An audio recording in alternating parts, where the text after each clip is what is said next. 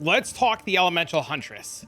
So 0.2.0 comes out, everything's nerfed, everyone wants to play Huntress. Huntress is really difficult. There's two ways to play Huntress. You can play Huntress as elemental, and you can play Huntress as bleed.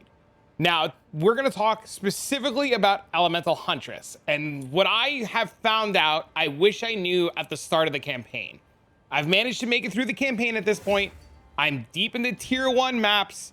I'm level 70. I'm cruising. I'm fixing my resistances. I'm fixing my gear. I have a bunch of spears. I've been leveling my tree. But the real question that everybody wants to know is, how do you get through the campaign without struggling? Well, the combination of the following skills makes the campaign very simple. The idea is you're going to use Whirling Slash to generate a whirlwind, and then you're going to use that whirlwind to create a tornado. The combination of Whirling Slash plus Tornado gives you the ability to deal a lot of damage to the monsters. Currently, there is talks that Twister might not be working and might be dealing extra damage or shotgun damage, but that's okay because the individual Twisters hit for so much damage. Now, the idea is that Twister says that you kick up a Twister with the flick of your spear, the Twister moves forward, it blinds all your enemies, it hits all your enemies, and it consumes the whirlwind to create additional damage. Essentially what happens is we use the whirling strikes to make this whirlwind that stays on us. This whirlwind stays here unless we move out of it or we consume it. This whirlwind, the bigger we do it and we cast our Twister, it consumes it and makes these awesome Twisters. Without the whirlwind, we have very, very basic Twisters. Now the kicker is if we have a way to enhance the Twister and give it an element to deal more damage, it will then deal 50% of the damage as the corresponding element. So essentially what happens is we have to find a way to turn our Twister, as you see here, into a Frost Twister, and then we can unleash Frost Twisters, or we find a way to turn our flames into fire, and then we have Fire Twisters. The reason why this is so important is this Twister gains 80% more damage per stage of Whirlwind, and then it gains an additional 50% of damage on top of that for being an element. So we scale our Twister, we scale our Whirling Slash, and then we put an element on it.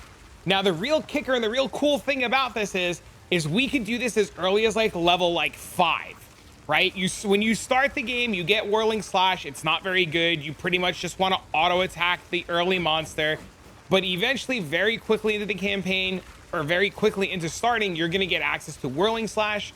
Then you're going to cut Twister, and then you cut Frostbolt as soon as possible. I think the earliest gem you can cut is like gem level 2 or gem level 3. And then what you do is you proceed to go through the campaign, casting Frostbolt, walking on the chilled ground, and unleashing these Twisters. Now, in the campaign, this does a whole lot of damage, and it is very, very, very strong. It's even so strong that we can go grab a map and just show you guys what it looks like in a basic map. So like if I grab a map here, I make it, magic, I go to the map device, I put it in and I go. The combination of damage is really, really, really strong, and you shouldn't have a problem using this combination to go through the campaign. I didn't know about the Frostbolt tech until I got to about Act 5 Cruel, or like Act 2 the second time around. But as soon as we figured it out and we got told about it and we were able to do it, our entire playthrough became super simple and super easy. And the real cool thing about this Frostbolt tech is that because we're using chilled ground, all of our enemies are immediately frozen and we don't really have to worry about a whole lot because everything's frozen, everything's shattered, and it's very smooth sailing. Now, what we can do is we can just like this, we cast Frostbolt, we start walking, we cast Frostbolt again, we walk with our Frostbolt, and we're able to maintain our Twister, and we're able to just cast them out and just freeze, shock, and explode everything, and everything goes swimmingly. Now, casting Frostbolt, I understand, becomes a little bit of a pain in the butt, and it's a little difficult, and it's really annoying.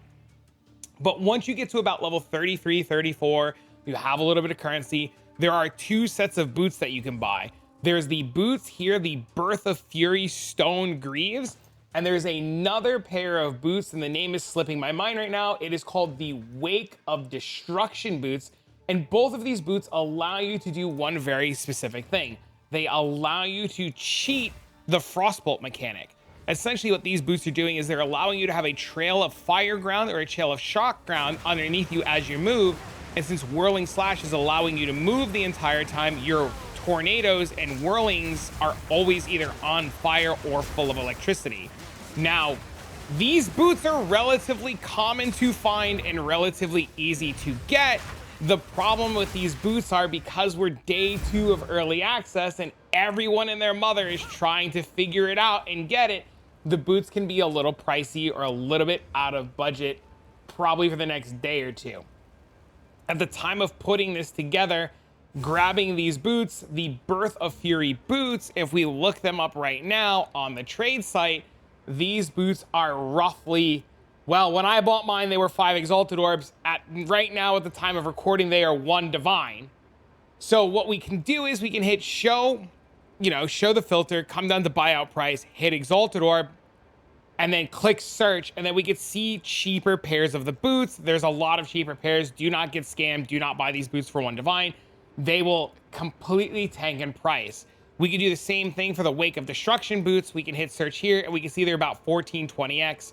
This is relatively a fair price for these boots. These boots will tank as more people make it into the maps and more people start clearing the content. Just make sure that you come to the buyout price and you select Exalted Orbs and not Exalted Orbs equivalent. Otherwise, you're going to be finding these items for a whole lot.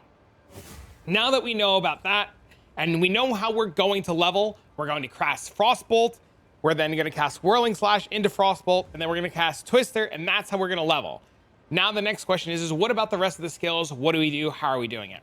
Well, currently I am working on the mobalytics. The mobalytics for this build is constantly evolving and constantly updating it. I will have a link to the mobalytics down below for you guys, and this is a live updating build and a live updating guide, so you want to make sure you favorite this and check back often. But what we'll be doing is in the current state of recording right now, we have our Whirling Slash. Our Whirling Slash right now is paired with Martial Tempo. This gives us a lot of attack speed to get our Whirling Slash and our Twister and our Tornado up to level 3 where we need it to be. So without that, it's pretty slow. With it, we get a lot more attack speed, and we're pairing it with Rage to give us Rage on melee hit to give us a little bit of extra damage. We have Twister right here. We have Embitter, Acceleration, and Retreat. Now, Acceleration is really good. It gives us more projectile speed to cause the Twisters to fly around the map. If I take this off and I cast the Twisters, they're relatively slow. They don't really bounce around. They have a duration. They come off. But if I put Acceleration back on and I cast it, the Twisters are really, really, really fast. We also pair this with Retreat. Retreat gives us 25% more projectile damage if you have damaged an enemy with a melee hit in the last 8 seconds. Because we're using Whirling Slash to generate for Twisters, we're always casting a melee skill and we're always hitting an enemy because this is a melee skill. So we bounce all around, we hit an enemy, it triggers Retreat, we cast, and boom, we have a whole lot of Twisters. The third socket temporarily is Embitter. Embitter says if supported skills would gain extra damage of any type, they gain extra cold instead. Now, the reason why this is so important is because when you get the boots of either type, it gives you extra damage based on the elements, so either extra fire or extra lightning because of how Twister works, and Embitter converts that to cold, and cold becomes this amazing defensive layer where everything freezes and shatters.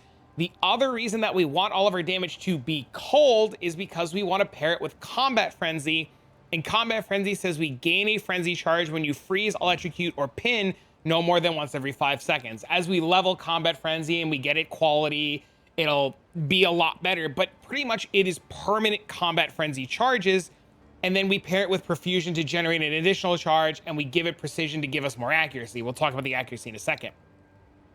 So we have that whole combination of just making sure that our tornadoes are always freezing, whether it be with Frostbolts or Embitter. That generates our frenzy charges, and our frenzy charges serve 2 very important parts while playing on the Huntress. Every spear skill greatly benefits from frenzy charges, like insanely benefits from frenzy charges. So what happens now is we do our combo, we generate a bunch of frenzy charges, and then we press our payoff button, which becomes Barrage, and we cast a billion Twisters. So what's really, really cool here is Barrage is now a spell that readies a volley of arrows or spears, empowering our next attack to give us more projectiles. If we consume a frenzy charge, we add additional repeats. So if we do our combo, generate a frenzy charge, press barrage, and then cast, you see right there, it's so many twisters, it's really hard to count. And if we consume a frenzy charge, it doubles that. So we just have a whole lot of extra twisters, giving us the great ability to just pretty much blast through the campaign. And this is a skill you're going to want to level. You're going to want to level every single skill except your Frostbolt. Please keep Frostbolt at level 4. This is very, very, very important. Now, something else to note is with our barrage, we're going to be pairing it with premeditation just so that we get more damage out of the empowered skill. So we get 15% more damage, empowering our twisters even more. And we're getting a perpetual charge so that we don't always consume, or we have a chance to not consume the charge. Having frenzy charges is a premium on Huntress, and doing everything we can to not consume a frenzy charge is really important. So we want to make sure that we're generating as many charges as we can, and we want to make sure that we're not using as many charges as we can. And this becomes very, important as we go. The whole combat frenzy barrage setup, you get a little bit later in the campaign. You won't get it right away. You really won't need it right away because twisters are very strong. But when you get the ability later on and you get enough spirit, you'll be able to put it on and just kind of start cruising. Now, as I've gotten out of the campaign and into maps, I've started experimenting with other things. I have Sniper's Mark, and this allows me to get just more critical damage and gives me a frenzy charge when I crit on an enemy. This has been a lot of fun for bosses. I just pretty much go in, I cast Frenzy's Mark on a charge, or Sniper's Mark on a charge on a boss, and it blows up the boss, no problem. I have inspiration on this so that I can reduce the cost of the Sniper's Mark, and it's a pretty expensive cost, but when we reduce the cost, it's not too bad. And the last skill that we're using Lightning Spear. And Lightning Spear is the entire reason that I'm playing this character. Lightning Spear is my favorite skill on the character. It throws a lightning javelin that splits and hits a whole bunch of targets. This we're putting on with Lightning Infusion right now to scale our lightning damage. We have Electrocute, which also shocks enemies at both a defensive layer and a way to generate frenzy charges, and Volt, which gives us more damage as we walk. This combination of skills has allowed me to push through the campaign and start clearing maps very easily, without a whole lot of issues. Now, I'll show you really quick what this setup looks like. You see, while we have the boots on, we're generating our flame charges and everything's going really well. Our tornado's on fire. We're generating our charges. We hit our buttons. We generate more twisters. And we're able to just really go through the map. And if I really wanted to, I just have the ability to throw spears, and our spears are just greatly empowered. As it feels right now and how my character is progressing, I have no doubts that I'll be able to start pushing through the campaign. I've already cleared my first corruption. I've gotten a couple of Atlas points, and it should allow me to be able to start to farm Exalted Orbs and get the gear together to build the character. Now, there is a whole thing with the passive tree. We'll go over that in a second, but I really kind of wanted to show you guys how the character is playing out and give you guys just the rundown of how it looks. I might have said passive tree. I totally meant I'm clearing maps. I'm in the campaign. It all makes sense. I'm, blasting through things as fast as I can, trying to get a little bit of information out. Forgive me, but you guys should understand, I hope, maybe. If not, I'm sorry. You can yell at me in the comment section and let me know I'm an idiot, but be nice. But you see our Javazon skill right there just completely clears everything. All the mobs are completely dying. We're generating charges, and we're able to just really nicely progress. It does look a little slow right now. I won't lie to you. Yes, it does look a little slow, and that's because I'm trying to play and talk. It is not the easiest of characters to play while trying to express what is going on, because it is quite a couple of buttons. I do think eventually this character will devolve into a one-button setup. We're just not there yet. We don't have the gear. We don't have all the information. We don't have all the skills. We're trying to put it all together, but giving it a fair bit of time, it'll get there. Eventually I'm going to get this character to the point where I'm just running around chucking lightning spears. We're just going to get around and we're just going to be chucking lightning spears, and we're going to go from playing this really cool twister build to fully playing a whole spear build. We're not going to sit here and just be like, hee hee XD, I'm pretending to play spears. Look at me, I'm cosplaying a druid. Eventually we're going to get to the point where we're just chucking spears. That is the goal of this character. But as you know from playing Path of Exile 2 and going through the campaign, the first time around before 2.0 or Dawn of the Hunt, or if this is your first time playing Path of Exile 2, the campaign and the skill that you want to play might not always go hand in hand, and sometimes we have to do leveling techniques to get to the point where our skills can really shine. Now we have an Enduring Wisp here. We'll clear this really quick. We're gonna get a nice little empowered rare. We'll see how that goes. It should be fine. We should be able to blow it up, no problem. There's the rare. It's already dead. Problem solved. Easy. Then we have just a couple more rares that will run all around. We'll kill them. All right. Over here. Blast that guy. Come over here. Hit that guy with a spear. That rare died from that spear. Okay. Let's see. Come on over here. This is the worst part about maps in PoE 2. Sometimes you don't have the checkpoint unlocked, so you gotta like run all around the map, and it's not the funnest thing, but I mean, like, eventually, you know, there'll be more checkpoints, they'll do more updates, you'll get more movement speed, you'll have better, you know, better everything, and you'll just have everything up and running. So we come over here, we generate charges, we throw our spear. That rare completely got decimated. So like, we didn't even kill the rare there with our twister, we killed the rare there with our javelin. Like, our lightning spear is doing a lot of damage, especially when we have frenzy charges and it is empowered. Like, it is really doing damage. And, you know, it's just the problem with Huntress right now is so much of the character relies on frenzy charges that you see, like right there. Like, we don't have a lot of damage because we don't have frenzy charges up, but as soon as we have like frenzy charges plus voltaic charges, it's just a whole different character, and the damage goes from like, this is really good, to like, oh my god, that's damage. So like, it's just a combination of a lot of things being put together. So let's go kill this last rare mob, and then we'll talk about the passive tree and what's going on and what to look for inside of a weapon to make sure that you're progressing properly. Okay, let's kill this guy really quick. That magma barrier is a pain in the ass. And then we're just gonna kill him with a spear. That guy's dead, no problem. Didn't even hit him with the twister, completely hit him with the lightning spear, just to showcase that the lightning spear does indeed do a whole lot of damage. Okay, let's kill these mobs. Let's go back to our hideout and talk. Now, our passive tree is a bit of a mess right now. This will get refined. This will get fixed. This will be, you know, better and better as we go. Essentially, what we started with is we took a bunch of attack damage nodes into attack speed nodes, into melee and projectile nodes, because this works really well with the whirling slash and the twister. We come down over here to take more projectile damage, more projectile damage. We come over here, we grab a whole bunch of accuracy and attack speed, a little bit of evasion to pretend like we're working on defenses. A jewel socket here, which we have with a nice spear damage, spear attack speed jewel. Come on up over here to get more attack speed from the now nerf Falcon technique, a little bit of dexterity. We have sharp sight for more attack speed and accuracy, serrated edges for critical strike chance. Down over here, we have maiming strikes, so they have more attack damage, the ability to maim. We come on over here, we have Heartstopper for critical hit chance, Heartbreaker for crit bonus, another jewel socket. We take a portion of the companion wheel here, and then we take Inspiring Ally, so increases and reductions to the companion damage also apply to you. So we just have 12%, 12%, 12%, 12% increased damage, and 8% increased damage while in the presence of your campaign. And we have another 8, 16, 24, 32. So this whole section right here is a whole lot of damage. Come down over here to the skill speed nodes. These skill speed nodes are really, really, really noticeable. They make a massive difference in terms of like how much like animation your character has. So these are very important.